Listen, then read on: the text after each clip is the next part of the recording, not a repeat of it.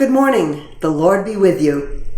It's good to be back with you in spirit, and I thank Bob Stock for inviting me to celebrate with you the 100th anniversary of Bethlehem Evangelical Lutheran Church of Fairport.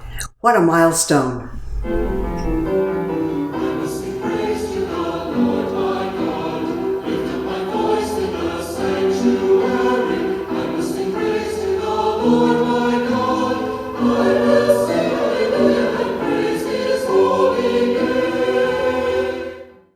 As for my part of the journey, in 1992, I accepted the position of Director of Choral Activities at the University of Rochester and also accepted the position of Choir Director at Bethlehem Lutheran, affectionately known as Beth Lu.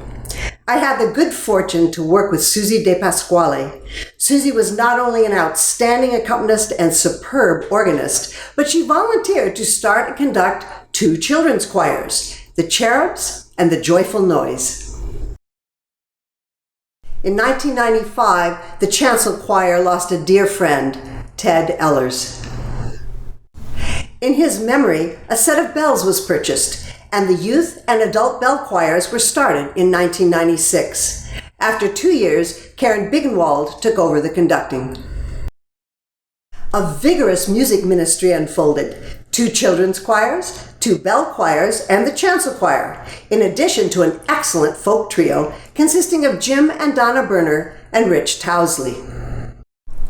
The chancel choir took its music ministry seriously. We presented a classical music offering every spring on Music Sunday. Eventually, we started doing outreach performances. We sang at the Remembrance Evenings at Bosch and Lom. We developed a musical called Journeys with Jesus and performed for fundraisers in Corning and at churches in Rochester. At Beth Lu, we combined with a quilting group to highlight the Underground Railroad in Rochester, helping to raise money for an abused women and children's ministry and for Advent House. We also started a Fairport Church Choir evening, where each of the church choirs in Fairport got together to sing for each other.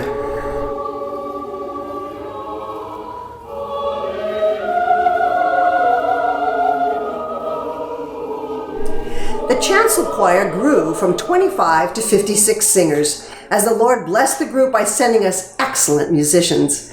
2 of those incredibly talented people were Bob and Phyllis Stock, who owned the sets and costumes for Joseph and the amazing Technicolor Dreamcoat. An Offhand Discussion became reality in 1998. What a success! We performed 6 times before a jammed sanctuary. Many folks came more than once, I suspect just to see Pastor Garner as the Pharaoh, aka Elvis. In 2002, Bob agreed to direct Joseph once more, but only if someone else would play the part of Joseph. Another beloved friend who we lost in 2013, Bob Osgood, was excellent in the role. The Beth Lu Can-Do Chancel Choir was always willing to try something new. A sports outreach began, with the choir singing at Rhinos soccer games, Red Wings baseball, and Amerks ice hockey. My favorite comment occurred one night when one of our members' daughters reported that the man standing in front of her said, "Nah, they're not really singing. That's a recording." She was quite happy to set him straight. Another time, one of our bass singers, Mark Fink, sent a CD of our singing to a local radio station. So I'm driving around one day and suddenly hear our choir on the radio. Rochester's NPR radio station also featured one of our Christmas CDs. But perhaps the highlight happened one snowy day in late December 2002 when we sang at a Buffalo Bills game. Now, to honor America, the Bethlehem Lutheran Choir will sing the StarSpangled Banner. Oh, see, can you see my love to be lost? We're so proudly we bear at the twilight's frosty, whose stripes and bright